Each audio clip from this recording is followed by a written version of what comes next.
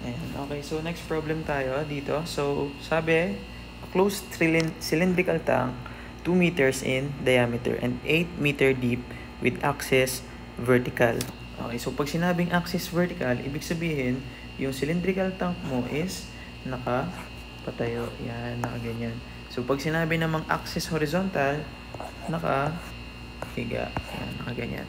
Okay, so proceed muna tayo dito sa question. Sabi ay, it contains 6 meter deep of oil. Okay, so meron daw lamang oil yung ating cylindrical tank.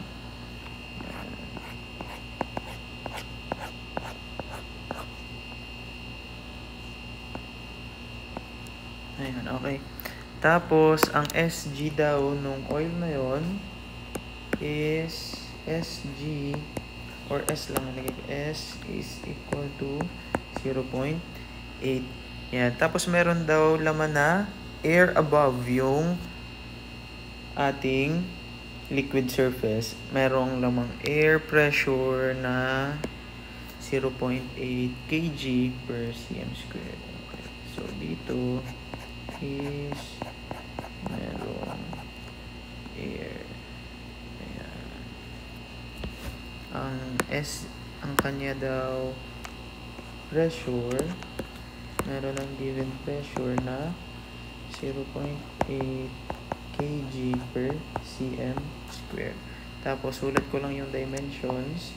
Yung total height daw is 8 meters, diameter na 2 meters, at yung ating height ng liquid na 6 meters, at height ng air 2 meters. Yan. Tapos, sabi, ang tanong, determine the total normal force in kg. So, kg lang yung ating kailangan dito. So, sabi, kg. So, dapat i-convert natin muna itong ating pressure kasi naka-cm. Ito, naka-cm. So, convert muna natin yung cm na yan into meters para mamaya maging uniform yung ating mga dimensions. Kasi dimensions natin naka 6 meters eh. Okay. So, yung ating 0.8 kg per cm squared, multiply lang natin yan sa conversion ng cm. 100 cm is equivalent to 1 meter. Yan. Tapos, squared natin kasi merong exponent yung ating cm dito. Yan. So, ang magiging value na ng ating pressure of air is equal na sa 8,000 kg per meter squared. Ayan. So, yan ay naka-ano pa lang, naka-kg lang. So, pag kinonvert natin yan into Pascal, magmumultiply lang tayo ng 9.81, which is, yun yung gravity. Kasi ano ba ang normal na ano ng pressure? Pressure natin, di ba, ay Pascal. Yan. So, ang Pascal is Newton per meter squared. At tapos, ang Newton naman, ang unit niya ay kilogram per meter per second square. Kilogram meter per second square. Yan. So, itong nandito ay acceleration lang yan. Acceleration due to gravity. Yan. Okay, so tuloy muna natin yung ating problem. Sige.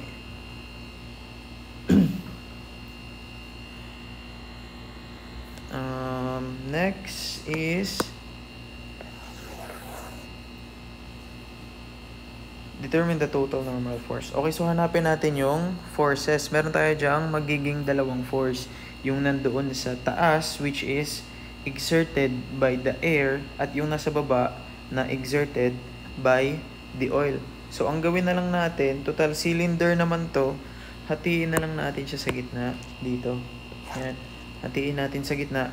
Tapos, bukain natin pag ganon. So, pag binuka natin yan, yung cylinder is magiging ganito na. Magiging itsurang rectangle. So, magiging rectangle shape na siya na nakaganyan. Yan. So, ano yung magiging width ng rectangle na to? Yung dimension niya dito ay magiging, yan na yung circumference. Ano nga ulit ang formula ng circumference?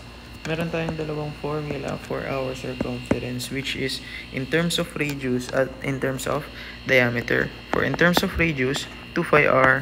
In terms of diameter is phi d. So, gamitin na lang natin yung phi d kasi given naman yung ating diameter.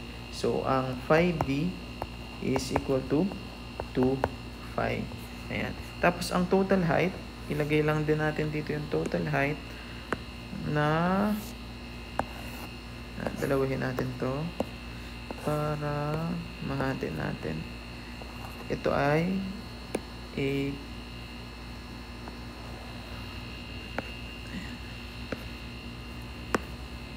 Yan. So, ito ay 8 meters. So, bakit ko hinati? Kasi separated yung air at yung oil. So, yung air ay 2 meters lang. Yung oil ay 6 meters. Ayan. Tapos, solve na natin yung unang force na ine-exert ng ating air na nasa taas, which is nandito yun.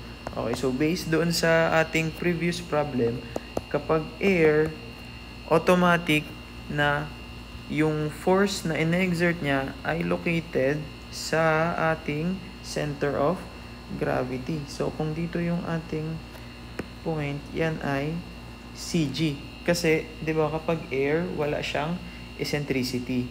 Okay, so ang CP at CG niya is equal lang. Ay, wala siyang CP. Kumbaga, doon lang siya located sa center of gravity. Okay, yung ano naman, pag meron, yung isang force naman natin na nandito sa baba, yan naman ay force ng oil. Yan. So, yung force ng oil na yan, yan yung located sa CP. Yan yung located sa CP. Tapos, dagdag lang tayo ng isang point na CG. Ayan. Okay. Ayan. So, unahin natin kunin itong force na in-exert ng air. Okay. So, bakit ba natin binuka yan? Kasi, kapag cylinder, di ba? Or kapag nasa cylinder, yung forces na ine-exert ng liquid or ng fluid na nasa loob ay palaging perpendicular lang sa surface. Okay, so parang nakaganyan siya. Yan. Tapos, yung forces, perpendicular lang palagi. Yan, nakaganyan. So, kapag binuka natin, itong binuka na to, ang mangyayari lang dun sa kanyang ine-exert na pressure ay naka-perpendicular lang din. Kumbaga nakaganyan. Yan. So, lahat yan, merong 90 degrees. Yan. Naka 90 degrees lang lahat. So, same lang siya dito. Binuka lang natin. Okay. Wait lang. Tanggalin ko muna. Ayan. Tapos, kunin na natin si F-air. Anong gagamitin nating formula? Yung ating force is equal to pressure times the area. Okay, so bakit pressure? Kasi given na meron ng binigay na pressure. Ito, pressure of air na 8,000 kg. Okay, so gamitin natin yan. F air is equal to 8,000 times the area. Area ng plane surface. Okay, so yun ay ito lang. Yan, yung total area lang na yan, which is rectangle in shape. Kaya, ang area niya lang ay base natin na 2 phi times the height, 2 meters. Yan. So, yan ay equal lang sa 8,000 times 4. 32,000 phi. Okay, so yan na yung F-air natin. Lagyan natin lang yan ng unit na kg. So, instead of newtons, ang naging unit lang natin is for mass lang, kg. Kasi yun yung ina-ask sa problem. Okay, next.